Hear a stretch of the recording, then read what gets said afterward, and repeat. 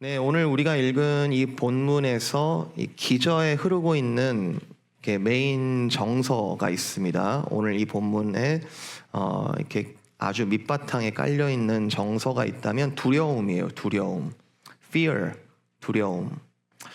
놀랍게도 오늘 본문에 두 가지의 상반된 명령이 연이어서 나오는데요.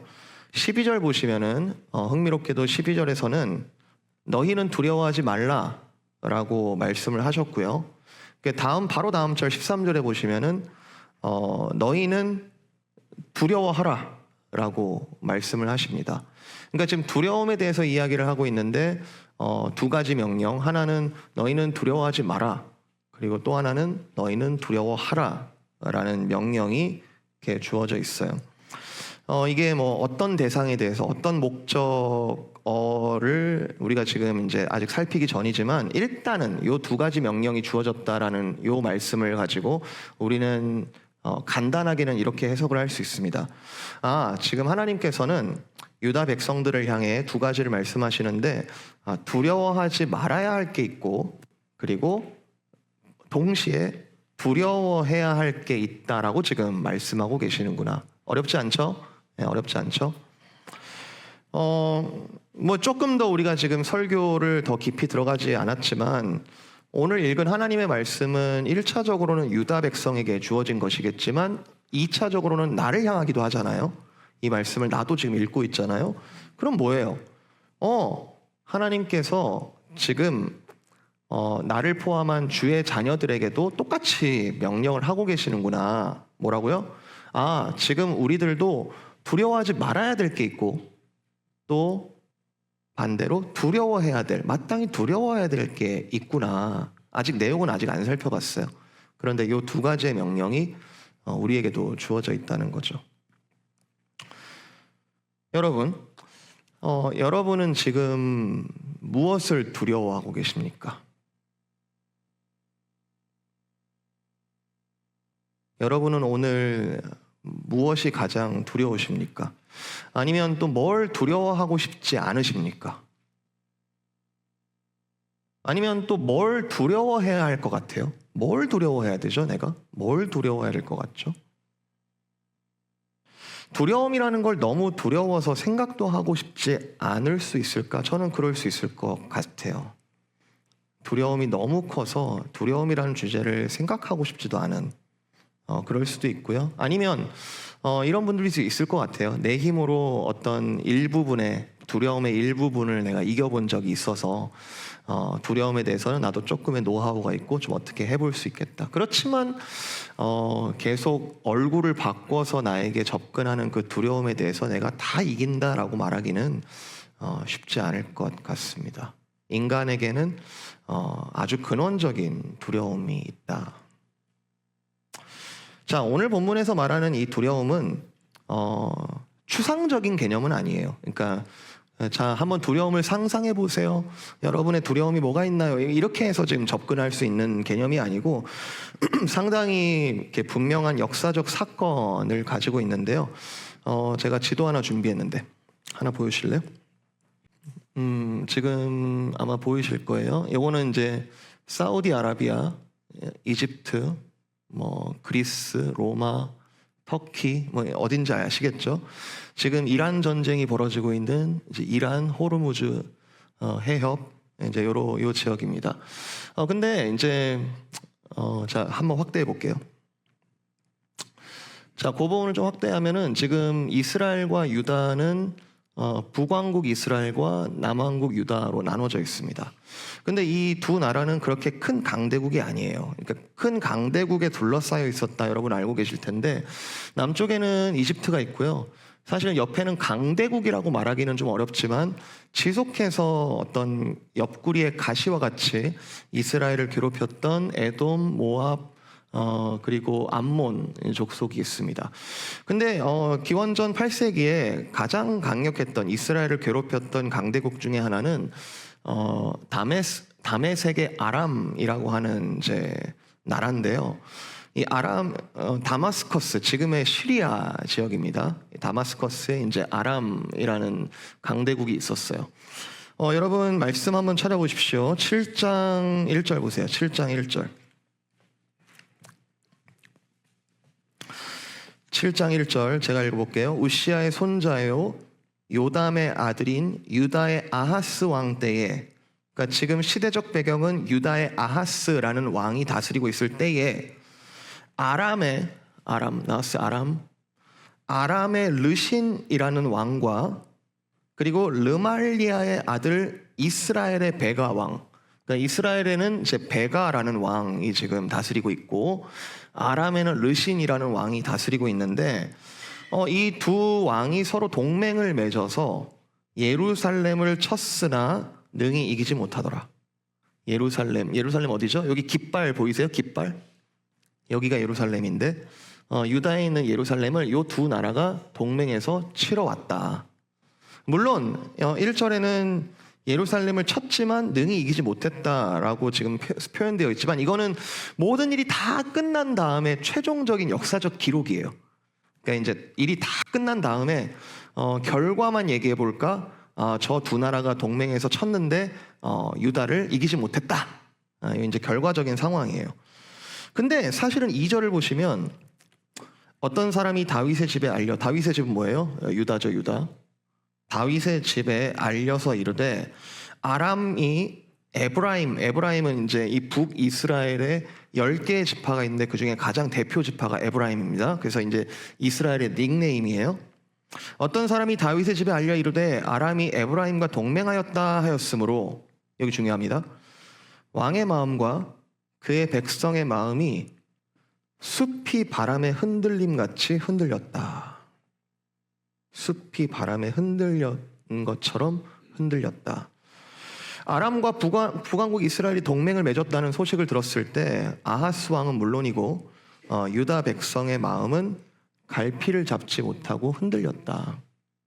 뭐 우리 역사로 따지면 임진왜란이라든지 또는 경복궁에 기어이 일장기가 올라온 뭐 그런 상황이라든지 아니면 6.25가 터졌는데 3일 만에 서울이 뺏겼다든지 뭐 이런 상황들을 우리가 들었을 때 갈피를 잡지 못하고 숲이 바람에 흔들리는 것처럼 흔들렸다. 이게 뭐죠? 이 정서가 뭐예요?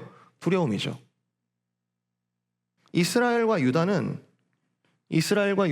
이 강대국 사이에서 자기들끼리 같은 민족이기 때문에 마치 북한과 남한처럼 같은 민족이기 때문에 서로 계속 뭐 충돌이 있고 트러블이 있고 지지고 볶고 막 이렇게 해오긴 했지만 이번엔 진짜 위기였던 거예요.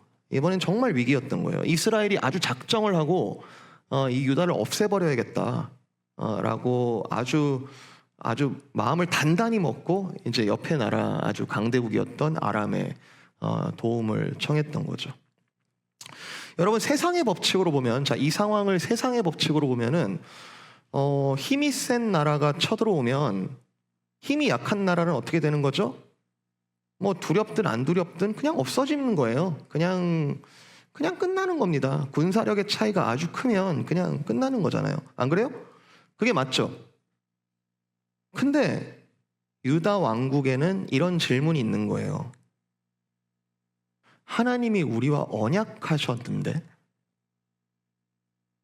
하나님이 우리와 언약을 하셨는데, 뭐 옛날 언약부터 노아 언약, 뭐 모세 언약, 옛날 언약부터 시작해서 여러 겹이 쌓였긴 했지만 우리를 향해서 하나님께서 체결하신 그 언약들이 있는데 그러면 그 언약들이 끝난 건가? 지금 이 위기 앞에서, 이 두려움 앞에서 이 언약은 끝난 건가?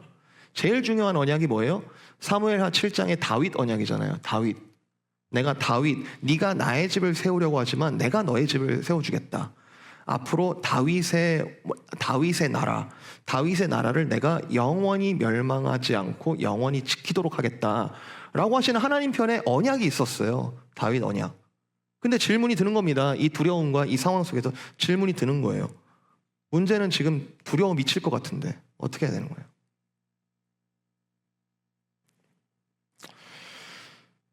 지난주에 읽으셨지만 오늘 말씀, 이 8장의 말씀은 7장과 이렇게 연결되는 말씀인데 7장이 굉장히 멋진 장입니다.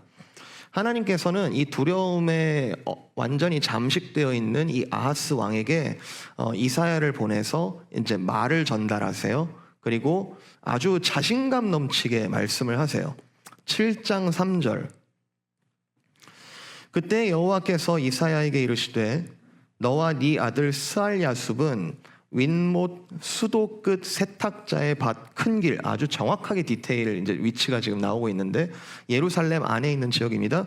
거기에 아하스와 접선해라. 아하스를 만나라. 그에게 이르기를 너는 침착해라. 너는 삼가며 조용하라. 침착해라. 르신과 아람과 르말리아의 아들이 심히 노할지라도 이들은 연기 나는 두 부직갱이 그루터기에 불과하니 너는 두려워하지 말며 낙심하지 말라. 하나님께서 이런 약속을 주시는 거예요. 아하스야, 너 두렵지? 그런데 내가 이런 약속을 줄게. 반드시 실패할 것이다. 반드시 필패, 반드시 실패할 것이다. 그러니 너는 네가 지금 해야 하는 것은 막 떠들거나 누구에게 도움을 청하거나 아니면은 이렇게 아주 좌절하고 낙심해가지고 아주 막 이렇게 처박혀 있거나 그러지 말고 너는 침착하고 두려워하지 말며 낙심하지 마라. 그리고 오늘 본문에도 여러분 읽었잖아요. 오늘 본문에 하나님이 어느 정도로 확실하게 얘기하세요? 9절, 8장 9절 보시면은 끝내 패망하리라. 이 말이 몇 번 나옵니까? 끝내 패망하리라. 세 번 나와요. 그리고 10절에도 보면은 끝내 이루지 못하리라. 끝내 시행되지 못하리라. 끝내. 하나님께서 지금 이사야를 통해서 아하스야, 내가 지금 말하고 있는 것 끝내는 걔네 안 될 거야. 저는요, 성경에서 진짜 중요한 말이 이런 말들이에요. 끝내, 마침내, 끝날에. 이거 굉장히 중요한 말들이에요. 만약에 제가 성경에 이런 말들이 없었다면 하나님께서 여러 좋은 말씀들을 하시고 지혜로운 말씀들도 많고 읽어보면 막 마음이 따뜻해지고 힘이 되는 말씀 굉장히 많은데 만약에 끝내라는 말이 없고 마침내라는 말이 없고 끝날에라는 말이 없으면 제가 하나님을 믿을 수 있었을까 싶기도 해요. 그냥 잠깐 부적을 들고 있으면 뭔가 이렇게 힘을 주는 것 같잖아요. 부적을 이렇게 가지고 다니면 뭔가 이게 나를 지켜주는 것 같고. 근데 끝내는 아니잖아요. 마침내 모든 종말의 그 부적이 그때까지 힘을 발휘할지 그건 누가 알아요? 나는 알파와 오메가요. 나는 알파와 오메가요. 처음과 마지막이다. 예수님의 말씀들은 끝내, 종국의 끝날에 반드시 완성될 것이다. 여러분, 이게 하나님의 자신감이죠. 하나님의 자신감이에요. 지금 두려워하고 있는 아하스, 그리고 두려워하고 있는 이 유다 앞에서 하나님께서 어떤 메시지를 주고 계시는가? 아주 자신감 넘치는 메시지를 지금 주고 계십니다. 자, 이러면 이제 이게 중요한데요. 아하스 앞에는 두려움을 벗어날 수 없고 이 두려움을 어떻게 해야 되는가라는 아주 확정된 상황이 있었는데 이 하나님이 개입하심으로 말미암아 또 하나의 옵션이 생겼습니다. 하나는 자연스럽게 처한 상황 속에서 몰려오는 두려움, 그 두려움 속에서 내가 어떻게 해야 되지? 지금 이스라엘이 아람하고 지금 손을 잡았는데 그럼 난 지금 누구랑 손을 잡지? 이에는 이, 눈에는 눈으로, 세상의 공격에는 세상의 방법으로 대응하도록 내가 강한 누군가의 손을 어떻게 잡아야 되지? 어떤 노력을 해야 되지? 지금 두려움에 사로잡혀서 그 안에서도 어떻게 애를 써서 최선을 하겠다는 그 옵션이 하나 있고 또 하나의 옵션은 지금 하나님께서 말씀하고 계시는데 도무지 내 눈에는 지금 보이지 않아. 도무지 지금 내 눈에는 내 판단으로는 지금 믿기가 어려워. 그런데 이 나의 두려움에 대해서 아주 정확하게 직면하시면서 이 말씀하시는 하나님에게 믿음을 둘 것인가? 그분의 말씀을 내가 억셉트해서 믿음으로 억셉트해서 내가 이 옵션하고는 완전히 다른 태도로 내가 살 것인가? 마치 세상을 보니까 아름다운 날들이 매일매일 이렇게 멋진 날들이 계속해서 이어지고 있는데 하나님께서 노아를 통해서 내가 이 죄악된 세상을 심판하겠다 이런 터무니없는 말을 두려움으로 받아서 방주를 지었던 노아처럼 나 아하스는 이 이사야를 통해서 주신 하나님의 말씀을 믿을 것인가? 아니면 지금이라도 이집트든 아수르든 블레셋이든 에돔이든 모압이든 저 멀리에 이제 좀 힘 얻었다고 얘기하고 있는 바벨론이든 어떻게든 내가 동맹이든 협상이든 굴복이든 해서 내가 목숨을 살려볼 것인가?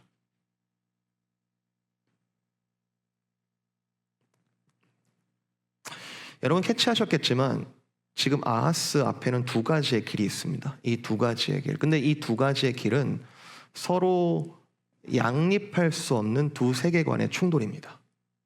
하나를 선택하면 하나를 버려야 되고 이 두 가지는 같이 갈 수가 없어요. 이쪽을 두려워하면 저쪽을 두려워하지 않게 되고요. 저쪽을 두려워하면 이쪽을 두려워하지 않게 됩니다. 보통 두려움이라는 건요.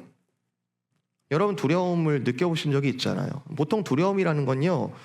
내 의지로 막을 수 없는 불가항력적인 어떤 외부로부터 밀려 들어오는 불가항력적인 정서라고 여기는 경향이 있는데 맞아요.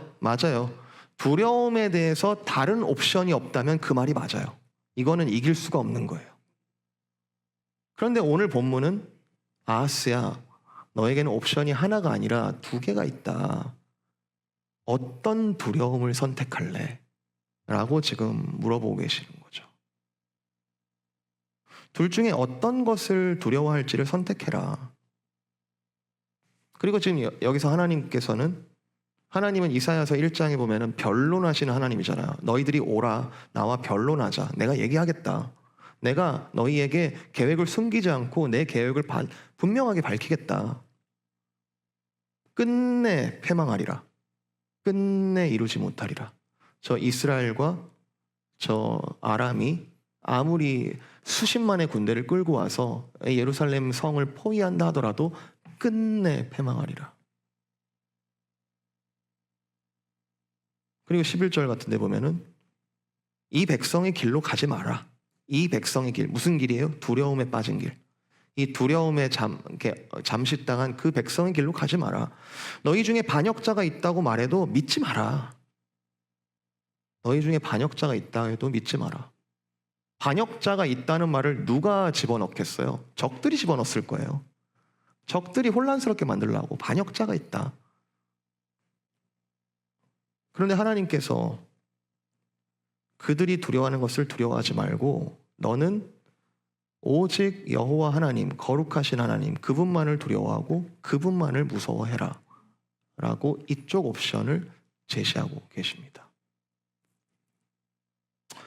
여러분께서 지금도 내가 하나님을 내가 지금 믿어야 돼, 말아야 돼. 나 지금 아직 예수님께 내가 완전히 들어가진 않았고 내가 지금 바깥에서 구경하고 있는데 내가 좀 들어볼까? 내가 좀 한번 읽어볼까? 내가 하나님을 믿어야 돼, 말아야 돼. 여러분이 지금 성전 바깥들에 서 계신다면요. 지금까지 설명한 두 가지의 길이 있다라는 걸 관찰하는 것만으로도 의미가 있습니다. 나는 두려움에 대해서 할 수 있는 방법이 없다라고 생각했는데 지금까지 내가 세상에서 찾아봤는데 여기 이 말씀 앞에 서 보니까 두 가지의 길이 있구나. 자, 이걸 발견하는 것만도 의미가 있는데요.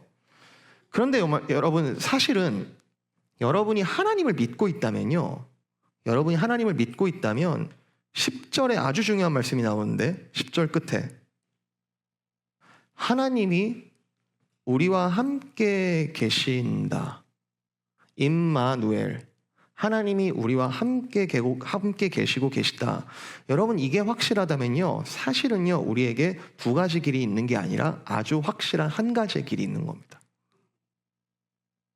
가지 말아야 할 그 길은 마치 두 가지 옵션 중에 하나처럼 보이지만 하나님께서는 지금 두 가지 옵션을 제시하는 것이 아니라 그것보다 조금 더 better 아이디어를 지금 유다에게 제시하는 것이 아니에요. 그래서 유다에게 설득력을 가지고 이게 더 좋지 않겠어? 라고 설득하시는 것이 아니라 그 길은 길이 아니다. 그 길은 길이 아니다. 이것만이 길이다라고 지금 한 가지 길을 제시하고 계시는 거예요. 아하스야, 너 두려워하는 거 내가 안다. 그래서 내가 분명한 길을 얘기해 준다. 여러분, 우리에게는 두 가지 길이 있는 게 아닙니다. 여러분 아직도 내 자아와 어떤 하나님께 나에게 순종하는 그 길, 두 가지 길 가운데 싸우고 계시나요? 아니요. 하나님께서는 우리에게 온전한 한 길로 우리를 초대하고 계세요. 이리로 오라. 이리로 오라. 확실하고도 생명력 넘치는 단 한 가지의 길, 그 길로 오라. 여러분 지금 이사야를 통해서 하나님께서 지금 이렇게 이 길을 선택하라고 지금 호소하는 게 아니라는 거예요. 유일한 이 길로 오라. 유일한 이 길로. 한쪽은 실체가 있습니다. 지금 한쪽은 하나님께서 제시하신 이 옵션은 분명한 실체가 있는 길입니다. 하나님이라는 실체, 하나님 스스로가 자신이 쩌렁쩌렁한 목소리로 결국에는 완벽하게 성취될 그 약속을 지금 말씀하고 계시는 중인데, 다른 한쪽은 마치 두 가지의 길처럼 보이고 이걸 또 선택할 수도 있고 이걸 선택할 수도 있어 보이는 다른 한쪽은 사실은 실체가 없어요. 여러분 두려움이라는 것은 실체가 있으면 두려움이 아니에요. 두려움이라는 것은 아직 닥치지 않은 실체가 없는 그 미지의 적과 싸우는 것이 두려움이거든요. 만약에 있다 하더라도 그건 임시적입니다. 여러분 지금 이 세상을 주무르고 있는 대통령들이 영원할까요? 지금 이 세상을 주무르고 있는 부자들이 영원할까요? 지금 정권을 잡고 있는 당은 영원히 그 정권을 잡고 있을까요? 미국, 러시아, 중국, EU, 로마, 페르시아, 바벨론, 아수르, 그 중에 어떤 강한 힘에 잠깐 붙었을 때 잠깐 편안할 수도 있겠죠. 하지만 영원한 것이 없다는 것을 이미 내 영혼이 잘 알고 있습니다. 이것은 실체가 없다는 것을 내가 잘 알고 있다는 거예요. 그래서 불안하고 두려운 거 아니에요? 다른 옵션이 없는 것처럼 보이니까 불안하고 두려운 거 아니에요? 임시적이고 불안한 것을, 그렇게 영원하지 않은 것들을 잠깐 힘을 주는 것 같아 보여서 나의 젊음, 힘, 그리고 능력, 외모, 그리고 뭔가 이렇게 힘이 될 만한 모든 것들, 이 세상에 많이 홍보하고 있고 광고에서 이걸 사면 당신이 힘이 있을 겁니다. 이걸 사면 당신이 멋있어질 겁니다. 이걸 사면 당신이 아주 다른 사람이 될 겁니다. 라고 하는 그 임시적인 말들에 잠깐 붙잡아 보지만 그것이 영원하지 않다는 것을 내가 알기 때문에 도대체 영원한 것은 어디에 있는가? 거기에서 불안함이 오는 거 아니에요? 저도 종종 세상의 소리에 잠식될 때가 있습니다. 저 정말 그러고 싶지 않은데 잠깐 눈을 돌려서 세상의 소리에 귀를 기울이면 마치 전신갑주를 차립고 있었는데 잠깐 벗어서 막 그 세상의 소용돌이에 막 휘말릴 때가 있어요. 제가 두려움에 잠식당하면 어떤 현상이 있냐면요, 아무 의미 없이 계속 뉴스들을 리프레시하면서 계속 보고 있습니다. 뭐 그렇게 중요한 뉴스들도 있죠. 중요한 뉴스들도 있고 이 뉴스를 오늘 봐서 다행이다 하는 뉴스들도 있지만 진짜 시덥지 않은 뉴스들도 있거든요. 봐도 그만 안 봐도 그만 그런 뉴스들도 있거든요. 근데 계속 봐요. 정보가 계속 들어와요. 그러면 남들이 모르는 걸 안 만큼, 내가 이 뉴스를 본 만큼 내 안에 뭔가 지혜라든지 능력이 생겨야 되잖아요. 근데 안 그래요. 계속 불안하니까 또 계속 새로운 걸 계속 찾아요. 여기 답이 없다는 걸 알아요. 아는데 다른 곳에서 답이 없다라고 또 여기니까 계속 이걸 그냥 반복하고 있어요. 아마 SNS 쇼츠라든지 릴스라든지 뭐 새로운 거 없나 계속 보고 있는 거. 그러다 이제 갑자기 정신이 들어요. 은혜예요. 갑자기 정신이 들어요. 아, 내가 또 실체가 없는 불안함에 내가 또 허무하게 헤매고 있었구나. 하나님의 말씀이 까먹었구나. 까먹는 건 참 은혜기도 하지만 또 까먹어서 생기는 또 안타까움이 있습니다. 두려움으로 시작해서 이게 아주 오랜 기간 아주 묵은 좌절감 그리고 무력감으로 발전해서 온 마음과 온 몸이 영적으로 마비가 되신 분들이 있습니다. 근데 7장 11절 보시면요, 여호와께서 또 아하스에게 말씀하여 이르시되, 지금 아하스가 아하스에게 어떻게든 믿게 하려고 이 유일한 이 한 길을 하나님께서 지금 말로만 하시는 것이 아니라 믿게 하려고 지금 아하스에게 지금 계속 푸시하고 계시는데, 여호와께서도 아하스에게 말씀하여 이르시되 너는 네 하나님 여호와께 한 징조를 구하되 깊은 데에서든지 높은 데에서든지 구하라 하시니 뭐든지 구해봐라. 내가 그 말을 너의 그 말을 이룸으로써 내가 증명하겠다. 내 말이 참인 걸 증명하겠다. 뭐든지 구하라. 12절 아하스가 이르되 나는 구하지 아니하겠나이다. 나는 여호와를 시험하지 아니하겠나이다. 아하스야, 내가 널 살리기 위하여 이런 플랜이 있고 네가 이걸 믿고 여기에 너의 소망을 두면 네가 살 텐데 너는 이것을 믿을 수 있도록 징조를 구해라.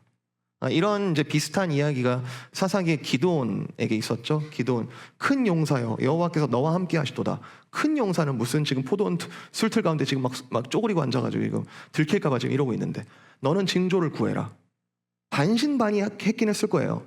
하나님 혹시 이게 가능하실지 모르겠는데 여기 제가 이게 양으로 털뭉치 하나를 뭉쳐놓을 테니까 혹시 이것만 젖게 해줄 수 있나요? 오케이, 젖게 해주셨어요. 기적이에요. 근데 우리 믿음이 좋은 기드온이 한 번 더 징조를 구하죠. 하나님 이것도 되실지 모르겠는데 이것만 안 젖고 이 바깥에만 젖게 할 수 있나요? 야 그거 가능하시면 제가 한번 믿어볼랍니다. 여러분 그거 기드온이 믿음 없는 것처럼 보이세요? 아니요, 믿음이 있는 거예요. 오히려 아하스, 내 절망감, 내 두려움에 잠식돼서 나는 구하지 아니하겠나이다. 나는 여호와께 시험하지 아니하겠나이다. 굉장히 매너 있어 보입니까? 굉장히 예의 있어 보입니까? 아니요, 나는 하나님을 믿지 않겠습니다. 나는 불안함을 더욱더 믿겠습니다. 저는 제 자신도 그렇고요, 여기 사랑하는 우리 모든 성도님들께서 이 정도까지 실패하거나 이 정도까지 불안함에 잠식되지 않기를 정말 진심으로 바라지만, 여기서 하나님께서는 아하스에 대해서 책망을 하기에도 모자란 판에, 책망을 하기에도 당연한 판에 아주 놀라운 말씀을 하세요. 7장 14절, 아주 유명한 말씀입니다. 7장 14절. 그러므로 주께서 친히 징조를 너에게 주실 것이라. 지금 아하스가 징조를 구하지 않았어요. 불신앙입니다. 하나님을 믿지 않은 거예요. 그런데 하나님께서 친히 내가 징조를 너에게 줄 것이다. 보라, 처녀가 잉태하여 아들을 낳을 것이요 그의 이름을 임마누엘이라 하리라. 네가 징조를 바라지 않는다고? 그러니까 믿지 않겠다고? 기어이 그 길로 가겠다고? 유감이다. 이 유감은요, 부모의 유감이에요. 너무 안타까운 유감이에요. 네가 지금이라도 나를 의지하고 살면 너무 좋겠는데, 그러나 남은 자들이 굳건히 서도록 내가 친히 징조를 너에게 먼저 주겠다. 지금 이 순간 아무도 나를 믿고 있지 않다 하더라도, 나 여호와를 아무도 믿고 있지 않다 하더라도 나는 내가 약속한 그것을 반드시 이루리니 보라, 처녀가 잉태하여 아들을 낳을 것이요 그의 이름을 임마누엘이라 하리라. 임마누엘, 여호와께서 우리와 함께 하시다. 여호와께서 우리와 함께 하시다.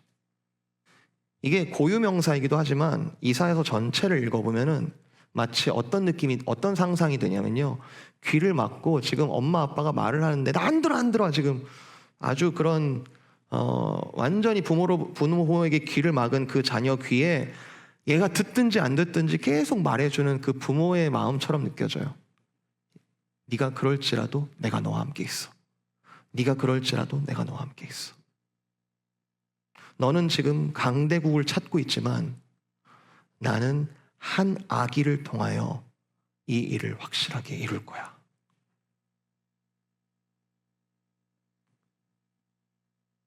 예수께서 이르시되 내가 곧 길이요 진리요 생명이니 나로 말미암지 않고는 아버지께로 올 자가 없느니라.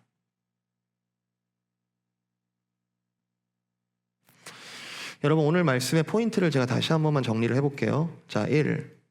우리가 겪는 두려움의 문제가 있는데, 우리가 겪는 두려움의 문제 앞에 하나님께서 개입하셔서 우리에게는 두 가지의 길에 대한 선택지가 주어졌다. 원래는 없었어요. 선택이 하나밖에 없었어. 그냥 두려움 앞에 그냥 고통당하는 거죠.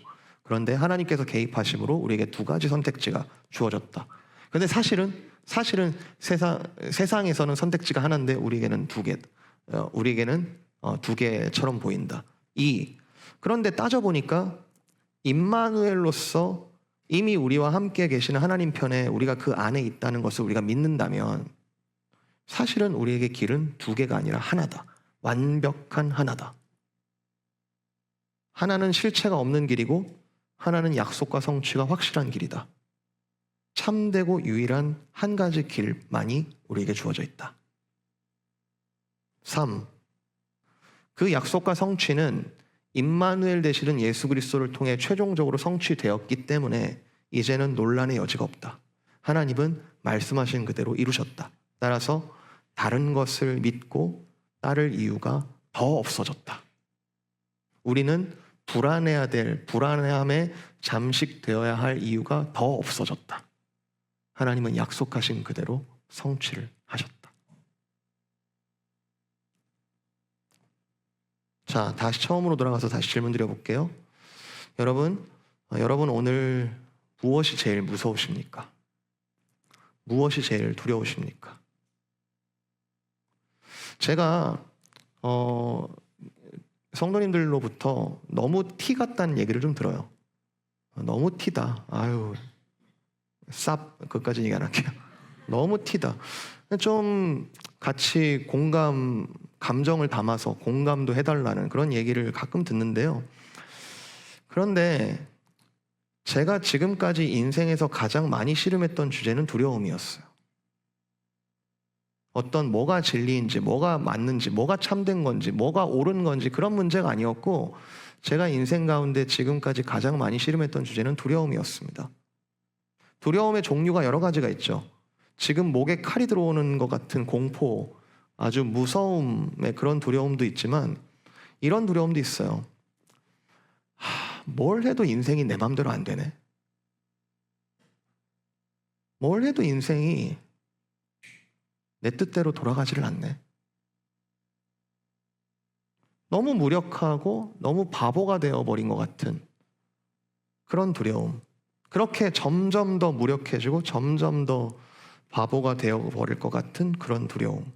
그래서 종국에는 끝내는 의미 없어지고 가치가 없어져서 이 세상에서 잊어버린 바 되고, 열방을 향하여 하나님께서 이런 표현 많이 쓰시거든요.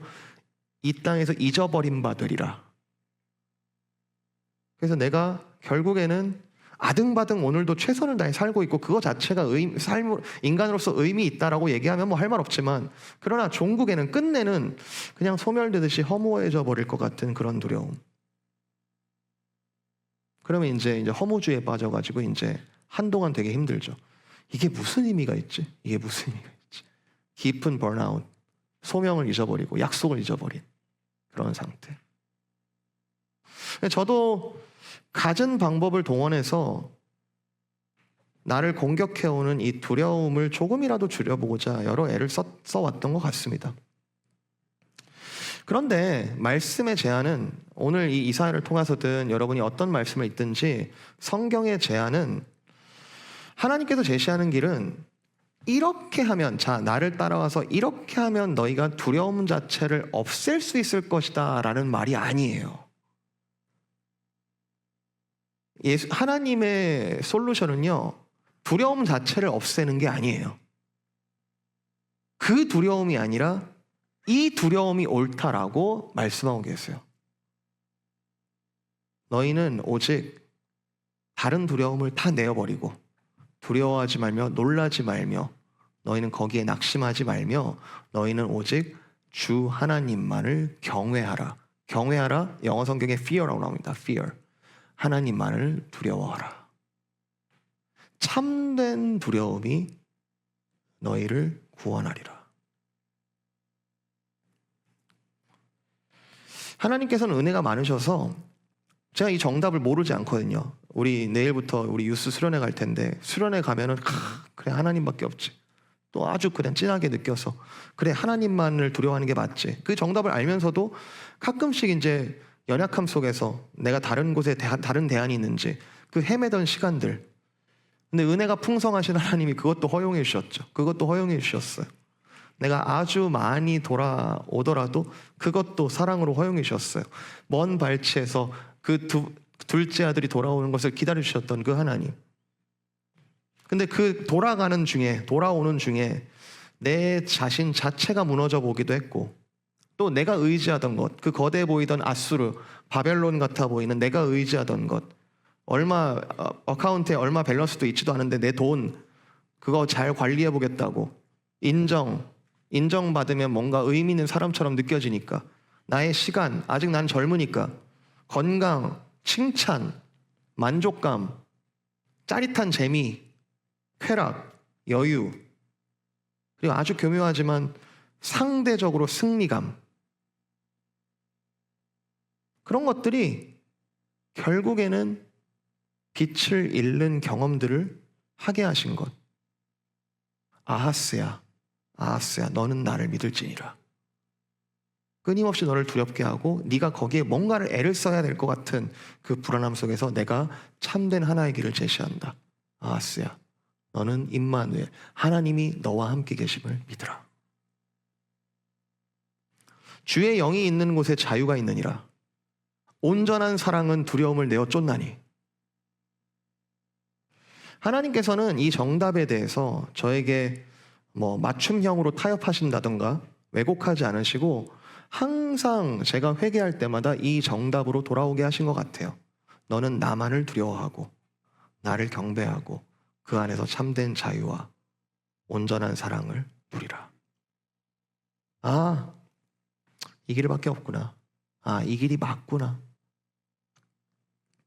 오직 하나님 아버지를 경외하고 두려워하고 그 아들의 말을 듣고 따르고 우리 안에 계시는, 이미 은혜로 우리 안에 주신 이 거룩한 영, 그분의 인도하심에 즐겁게 나를 복종시키는 것. 오늘 찬양 너무 딱이었잖아요. 할렐루야 찬양하세, 내 모든 죄 사해 주시고 주 예수와 동행하니 그 어디나 하늘나라. 사랑하는 성도 여러분, 오늘 말씀의 제목은 우리가 가야 할 길이라는 제목을 잡았습니다. 우리가 가야 할 길. 두려움에 잠식되어서 뭐가 더 길인지, 뭐가 더 좋은 길이 있는지 없는지 계속 고민하기보다 이미 우리에게 주어진 참된 그 길을 확고하게 붙잡는 저와 여러분이 되어야 될 줄을 믿습니다. 실체를 붙잡기 어려운 두려움 앞에 유일하게 실체가 있으시고 영원전부터 영원까지 알파와 오메가요, 우리의 이생과 내세에 걸쳐서 영원히 존재하시는 그 하나님께서 말씀하시는 이 말씀에 우리가 소망을 두어야 될 줄로 믿습니다. 오늘 이사야 말씀과 묘하게 오버랩되는 말씀이 있어요. 베드로전서인데요. 여러분 요건 찾아보고 마지막 읽어보고 마칠게요. 베드로전서 3장